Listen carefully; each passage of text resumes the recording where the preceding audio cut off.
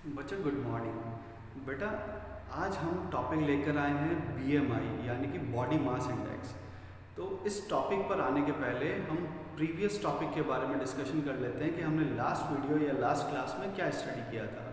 इसके पहले वाली क्लास में हमने डिस्कशन किया था बच्चों पब्लिक फैसिलिटीज़ को लेकर, जहाँ पर हमने ये समझा था कि पब्लिक फैसिलिटीज़ क्यों ज़रूरी हैं, है ना। फैसिलिटीज़ इंडिविजुअल भी हो सकती हैं और पब्लिक भी हो सकती हैं, और जिससे जैसे शेयरिंग बढ़ती जाएगी यानी कि उन फैसिलिटीज़ को इस्तेमाल यूज़ करने वाले नंबर ऑफ पर्सन जैसे जैसे इंक्रीज होते जाएंगे, वो फैसिलिटी होती जाएगी इकोनॉमिकल, यानी कि ट्रांसपोर्टेशन के मीन्स को ही ले लेते हैं। अगर ट्रांसपोर्टेशन का मीन्स अगर पर्सनल है तो वहाँ पर हमें कॉस्ट ज़्यादा आती है, लेकिन जैसे ही हम पब्लिक ट्रांसपोर्टेशन पर चले जाते हैं तो वहाँ पर जो हमारी कॉस्ट आती है, जो हमारे एक्सपेंसेस होते हैं, वो रिड्यूस डाउन हो जाते हैं। और भारत इतना बड़ा देश है, India is such a vast country that each and every individual do not have that level of affordability, यानी कि सभी लोग इतनी ज़्यादा फैसिलिटीज़ इतनी cost per, high cost per afford नहीं कर सकते हैं। That's why specially in the context of India public facilities like clean drinking water, hygienic living society, safe environment, good education, good health facilities और good transportation, ये publicly ज़रूरी हैं, क्योंकि सभी लोग इतने सारी फैसिलिटीज़ को इंडिविजुअल लेवल पर अफोर्ड नहीं कर पाते हैं। तो ये सब सीखा था बेटा हमने प्रीवियस वीडियो या प्रीवियस क्लास में। Now in this class we will discuss about the body mass index. अब ये टॉपिक है कहाँ पर?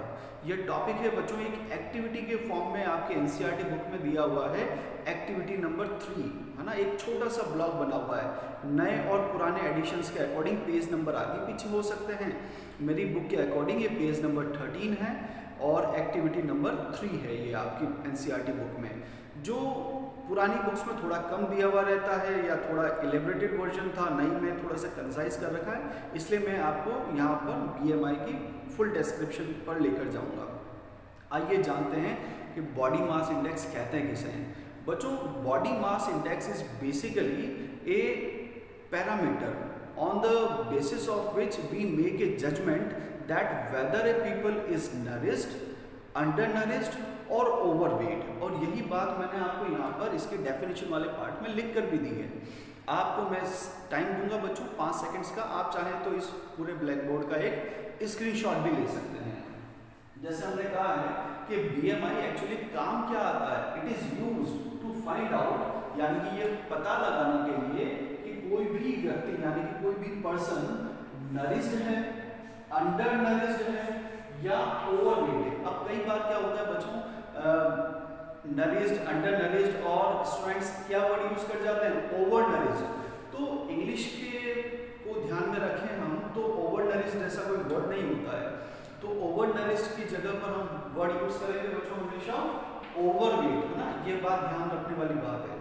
तो BMI is basically a parameter or index on the basis of which we make a judgment about various people that they are either nourished, undernourished or overweight। ठीक है, तो इसके डेफिनेशन क्लियर हुआ बच्चों आपको। अब बात तो हो गई इसके मीनिंग की, लेकिन इसे कैलकुलेट कैसे किया जाता है, यानी how it is obtained, how BMI is calculated।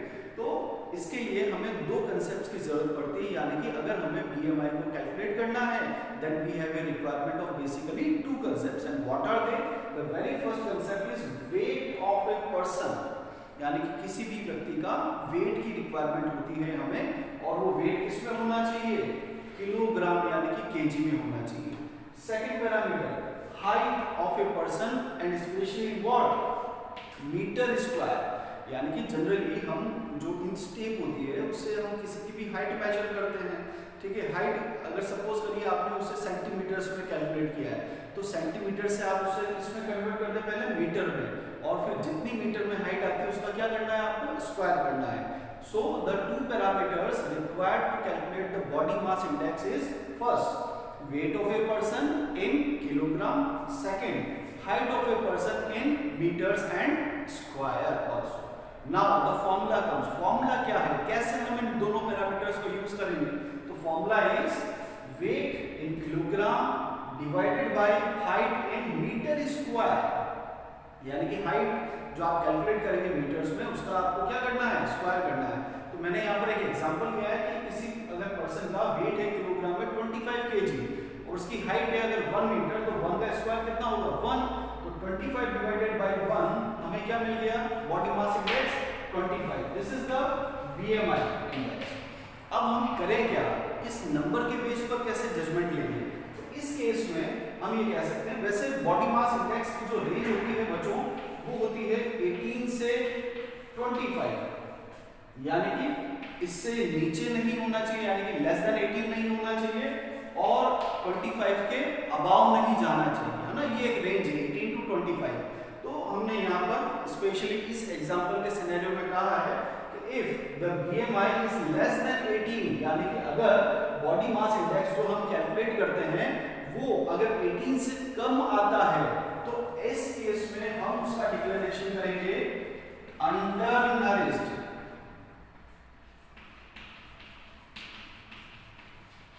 ठीक है, if the BMI is calculated for a person and if it is less than 18, then we declare that person as undernourished.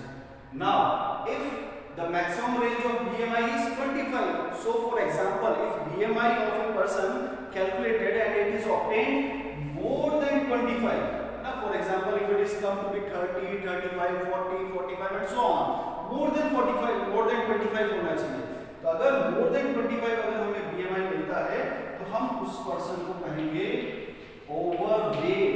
ध्यान रखना है यहाँ पर ओवर नरिश्ड नहीं कहेंगे, क्या वर्ड से कहेगा आपको ओवरवेट। और अगर 18 से ज्यादा और 25 से कम, यानी कि 18 से 25 की रेंज में आता है, if the BMI comes in the range of 18 to 25, then we declare that person has nourished. Okay students, now it is clear to all of you what exactly is the BMI. Board में भी अगर 1 mark में कभी ये question पूछ ले और chances भी हैं कि BMI क्या होता है या इसके कंसेप्ट को हम क्या फॉर्मूला यूज करते हैं, इसका मीनिंग क्या होता है, किन दो कंपोनेंट्स की रिक्वायरमेंट पड़ती है, तो now you are ready to answer each and every question. एक एक्सेप्शन है बच्चों इसमें। एक्सेप्शन का मतलब होता है कि हम BMI के कंसेप्ट को कहां पर अप्लाई नहीं कर सकते हैं, किन के कंटेक्स्ट में अप्लाई नहीं कर सकते हैं, तो वो एक्सेप्शन है ग्रोइंग चिल्ड्रन।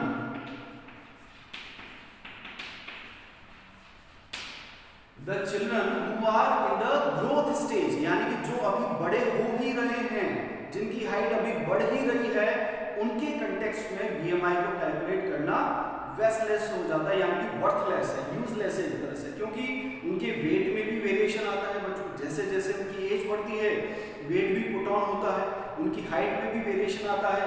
तो फिर दो मेजर कंपोनेंट्स तो यही है हमारे BMI को कैलकुलेट करने के लिए, number 1 is weight and second one is height. और ग्रोइंग चिल्ड्रन के कंटेक्स्ट में वेट और हाइट दोनों क्या करते हैं, वेरी करते हैं, VARY।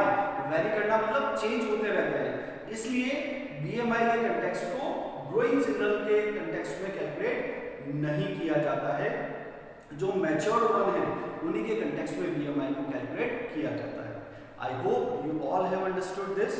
Thank you so much.